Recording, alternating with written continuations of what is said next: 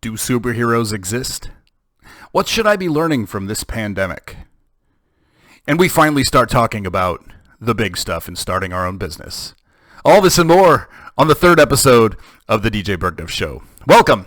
I'm DJ Burgduff. I'm your host.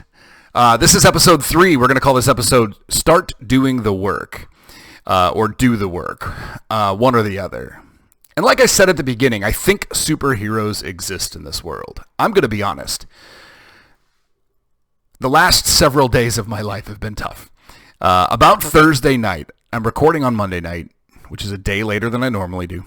Thursday night, my wife starts having severe stomach cramping and a little bit of a low-grade fever. Now, I'm going to cut to the chase so there's no confusion. It turned out to be diverticulitis. A pretty, we'll say harsh case, but it's something that is really painful, I guess, and causes a low-grade fever. But given the symptoms, we started freaking out just a little bit. A skosh. So instantly, fortunately I had a long weekend, and instantly I become full-time father for the weekend. Not that she can't help out, but she's in pain and she's struggling. So I get to Sunday yesterday, again, long story short, and I'm worn out. I'm exhausted. This is the last thing I want to do. I want to sit on my couch, I want to pour a nice beverage, and I want to watch something that doesn't make me think. And that's what I did last night. And I saved this for tonight. And I'm going to tell you, I stayed home from work today, Monday, and did the same thing I'd done the last 3 days in a row. And again, tonight, I want to sit on my rear, drink something warm, and watch something that doesn't make me think. But nonetheless, I'm down here. And I'm actually glad I took an extra day because I took the time between yesterday and today to collect my thoughts, where typically I would have been doing this at the end of the week last week. And where I was at last night versus where I sit tonight is a big, big difference, and I'm really happy about that. But where I'm going with all this is I want to make sure I thank stay-at-home parents or any parents that are currently staying at home now, right now. Your job is hard, especially with young ones that can't do much for themselves. Your job is hard. You are underappreciated. I promise you that. The people that do appreciate you underappreciate you. And I don't know if I needed to learn this lesson, but I did nonetheless. I'm hoping my wife gets better. She's doing okay now. Thank God it wasn't anything flu-related. But she's doing a little better. And we're back to some of our abnormal normalcy. In my reflection, in my getting better at reflection over the last day, I started thinking about what am I supposed to be learning from this pandemic. And if you spend any time online, like looking at Twitter especially, that's the one I'm on a lot. And for some reason, I'm like obsessed with it. Like I must be really tripping my, I don't know, what are those receptors in your brain that spit out the endorphins or the whatever the chemical is. What a chemical is that? I don't remember. I'm going to barrel through. Twitter must do that for me. And I go from like angry to angrier to this to that to the what, and I get to the point where I just have to step back and say to myself, what can I control here? And what I can control is this. We have elected officials in this world. We have elected officials in the United States, and we don't have to like them to be able to pray for them. And that's where I'm at. I'm going to pray for this leadership. I'm going to pray they figure out how to keep us safe. And all other judgment aside, that's what I can control. I can control staying at home. And those two things we're doing outside of the work for me, which is also seemingly quite safe, those are the things I can control. So I'm praying for our leadership. And you know what? When the next president comes around, he's probably not going to be the person I vote for. So I'm going to pray for them too. And I hope they don't find themselves in a situation like this. I got to believe those people are tired. I got to believe they're worn out. I got to believe the things that they do loosely get magnified. And I think they deserve our prayers. And we're going to adjust and adapt. This is a fluid situation, and we're going to roll with it. I needed to get that off my chest and solidify my status statement on it. we're on to episode 3. We're calling this Do the Work, or starting to do the work. And I realized something after episode 2. Now, episode 2 and episode 1. And I listened back to the things I was saying, and it's good that I said what I said. It's good that I barreled through. It's good that I just started. But I know me, and I could make episodes like that for a really long time without any problem, without any qualm. I could just talk and talk and talk and talk and talk and talk and talk. And most of you know that. I have varied interests, and sometimes my interests switch mid-sentence and I start talking about something else. I could make episodes like that for a really long time. But the point of this show is to go from somebody who doesn't know what business to start to someone who has started a business. And this is the big stuff that I want to start getting into with episode 3. So the big question I think that would be on most people's mind, because it's on my mind, and I think that's a valid point too. If you feel it, chances are other people feel it too. And honestly, that's a fair way to look with it. You'll hear a lot of people say, like, scratch your own itch, or what's your gut telling you? And the reason those things work out is because if you're feeling it, other people probably do too. There aren't that many, like, crazy unique perspectives that normal folks like me have that are so unique that no one else is thinking them, especially along the lines of starting a business, because you got to understand, like, most businesses have been started, right? Most areas of business have been started in some way or another. And I'm going to type while I think here too, because I wanted to bring up one other thing. The types of unique thoughts that exist out there, there's probably several, but, like, to land on it without, like, meditation and research and whatever else, like, I think most initial thoughts are probably shared in some capacity or whatever, from different lenses, of course, different perspectives, of course, but they're probably more or less shared. So to go with your gut or scratch your own itch is great advice, because the chances of you having some kind of follower or consumer to buy your product who wanted the same itch scratched is likely. It's high. Anyway, there's a couple things I wanted to do and I wanted to start, and I'm going to look like I know what I'm doing here, but we're going to roll with it. So I think the question, to step back again, is I think most people would want to say something along the lines of, I don't know what business to start. I don't want to start at, like, do I want to start a business or not? Because I'm going to assume if you're still listening, you want to start a business of some kind, or you're being supportive one way or another. The people that do have businesses and are listening, tell me what I'm thinking, if what I'm thinking is wrong, right? Sorry, I'm getting on a roll. I'm getting out of breath and dry mouth here. But do you know what business you want to start? And here's where I'm going to look tech savvy. Check this out. This isn't me getting really good at something. This is me buying the right new webcam. Thank you, Eric, on YouTube for your recommendation. Yeah, my lighting still sucks, but I got a better webcam. I'm not wearing a hat that's the exact same shade as my pale face, and we'll work on the lighting. Can't do much for the pale face. Can make sure I'm wearing something different. But I did take some advice this week, and will incrementally improve the quality of this programming. Anyway, you can see my show notes on here. I'm not hiding any of this stuff. But I want to start building a flow chart. And for those that aren't familiar with a flow chart, it's asking questions and giving answers and then following yourself to a point. So, like, anybody could look at it and get themselves to a point where they've got actionable things to do. I like flow charts because it takes some of the fluff away from our thought processes. So starting the flowchart, I just asked myself a question. And again, this is me, and this is how I think, and I'm hoping this will drum up some ideas for you.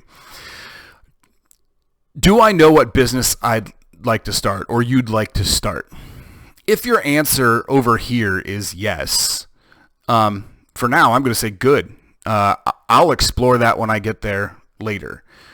In the meantime, for you, if you do know, please go explore. We've talked in the first couple episodes about what good actions do, and they give you new anxieties, they give you new things to feel, they give you new thoughts to tumble around in the old noggin. And we'll get to more information that might help you down the road. But my answer is no. I don't know what business I would like to start for now. And when that's the case, I think it's time to start listening and reading to some very specific things.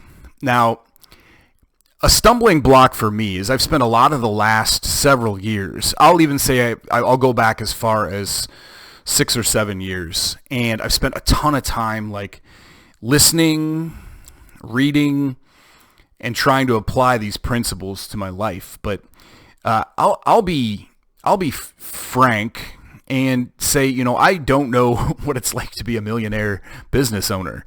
And so listening to an expert millionaire business owner, I may not understand that person's lens. I may not understand their viewpoints. And maybe I don't even understand how they go from step A to step B to step C to step, X, point 2, point 1, point 4, point 9. Like I may not understand any of that stuff, and I may wrongly apply some of that stuff. Now, I'm not saying don't go listen to it. I'm not saying don't enjoy that stuff.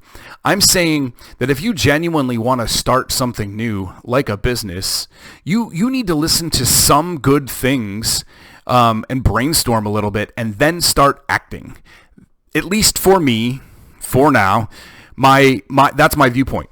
I can't spend so much time perfecting my thoughts, perfecting how I act and how I worked. It's going to keep you from doing good action. And I think the action is most important, because until you act, it's all philosophy. It's all thought. It's all fluff, for lack of a better word. And that's where my brain's at. I can sit here and mastermind and think and do and this and that, but I tell you, I didn't even know what webcam to buy for having a show on YouTube or on a podcast form. I didn't even know what mic to buy. Like, I had to look that stuff up. And those actions get you closer to having a show, as an example, than reading some book. And I'm not saying reading the book is bad. Don't get me wrong. There's a ton of value in reading that stuff and gaining perspective. But I think for me, the perspective and the good stuff is on the horizon. You may get to that spot where that book becomes valuable to you, and then you're like, oh, I know what I'm doing here, and great. But I don't know how prepared I need to be for that yet. I'm still trying to figure out what business to start. And so back to the flow chart. I need to spend some time, let's change this, purposefully listening and reading. And when I say purposefully listening and reading, I want to say start with some things that are really good and maybe take some tangents. Like, if you watch this YouTube video that I'm pointing out to you by a guy named Tim Ferriss, if you don't know who he is, like, you'll like him quickly, I promise. If you watch this video and see some other recommended things on the side, those are probably pretty good. They're probably pertinent to the point. You can go down that rabbit hole for an evening or an hour or whatever you have time for. You can tangent a little bit. But the whole point of doing this listening and reading is to apply it to the purpose of what you're trying to do. You're brainstorming. You're trying to figure out what business you want to start. And so I really quickly, and I'm going to wrap this show up actually really quick. This was my intent all along, is to keep these shows short and sweet so you could listen to them quickly and have them not interrupt your day. Last night I was really struggling with getting through this episode, and I practiced quite a bit and couldn't land in a spot that felt good or comfortable. And I don't know if tonight feels good or comfortable, but I feel better about it than I would have last night. But I landed on this, and I had heard this at least half a dozen times before because I'm a frequent listener of the Tim Ferriss Show. But this was a really good, concise one. It's how to start a business from scratch. And this is where I'll tell you the tangents are probably pretty good. This man is quite thoughtful about how to spend your time purposefully. I don't know, you won't be able to copy this link, but that's the link there. But I think you could type in Tim Ferriss, and maybe someday I'll get show notes down so you can just go to the link. But he made some really good points in there, and I made a note about one really good point. I don't even remember what it is, but go listen to that thing. It's about 18 minutes long, and you're going to get some good information from that, and maybe some other good books to read. I actually had 3 credits in my Audible account waiting for me, and I downloaded 3 of them that I didn't have, and I was kind of surprised I didn't have them.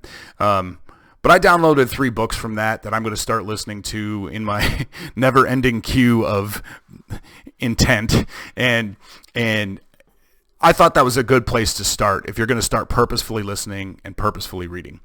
Another guy that I've always been just stinking enamored with is this John Lee Dumas. If you're not familiar with John Lee Dumas, or JLD for the E on Fire or Entrepreneur on Fire podcast, I highly recommend you download some episodes that look interesting to you and you listen to them. If you put them on 1.5 speed, you can crank through them quite quickly. His show has a very predictable and consistent format to it, so you know what he's going to say when he's going to say it. And his interviewees, the people he brings on his show, are all entrepreneurs who have started something extremely unique. So you can run through that whole list of podcasts and listen to specific episodes that look interesting to you. And what I would do is I would make a point to write down why those might be, or what topics you're seeking out or interested in, right? And I'm going to do these same things this week. I'm going to go through these same exact things that I'm telling you. And next week, we're going to go into the next step of what we figured out after doing this purposeful listening and reading. But anyway, John Lee Dumas, like, this cat is phenomenal, and you can go on. I mean, you could probably listen for a year and never stop learning from this dude, and you could watch all of his videos and never really get bored. But I'm gonna tell you, I think you should pick out the episodes that look interesting to you and see how you feel after you've listened to like a couple dozen of them, and it really won't take that much of your time. The third thing I want to point out, and this is where I'm going to wrap up. 1,000 true fans, and this might have been the good point that I heard from Tim Ferriss. I don't remember. But this guy, Kevin Kelly, I won't go into his bio, but he wrote an article called 1,000 True Fans, and you can find this in PDF form on a Google search. You can find people who have summarized this. You can find videos of summaries of this. And what Kevin Kelly, you can find interviews with him being asked about this article. Here, I'm going to put it in that so you know it's a title. He points out in 1,000 True Fans that you don't need to reach millions to make your business legitimate. You don't need to have 70,000 followers on Instagram to make your business legitimate. And I'll just leave it there. I won't do the article justice, and I need to reread it also. And this is what I'm going to do for my homework assignment for this week. I'm going to rewatch this Tim Ferriss YouTube video and maybe see if there's a couple in the little side queue. I'm going to go to E on Fire, and I'm going to download and listen to as many as I can digest of topics that look interesting to me. And I'm going to reread Kevin Kelly's 1,000 True Fans. And this is going to be my purposeful listening and reading. Like I said, I downloaded some books for later. I'll get to those at some point in time. I'll crank through one in a weekend, or I'll find myself getting on a workout kick in the mornings and, listening for an hour a day and crank through a book in a week. But this stuff right here is purposefully listening and reading, and then I want you to think about how these can be applied to your life. Take some notes, figure out what types of topics from Eon Fire that are catching your eye, and I think that's going to lead us to a path where we're finding some more solid ground about what business we want to start. That's all I wanted to get through. I don't have a timer on this thing, so I don't know on my new webcam video thing here. I have no idea how long this thing's been going on. But I'm going to guess it's shorter than other ones. I want to tell you guys thank you for listening. I want to tell you to go find me somewhere on a platform. Check me out. Everything's under DJ Burgduff. Email me, text me. It shouldn't be that hard. You guys are all good at it. I won't go into all the messy details. Yeah, and that's all I have for this show. That's all I know for now. And thanks again for listening. Till next week, good luck with your homework. I'm doing the same thing. We're in this together. Go get 'em. Have a great week. Be safe. Take care of your family. Till next time.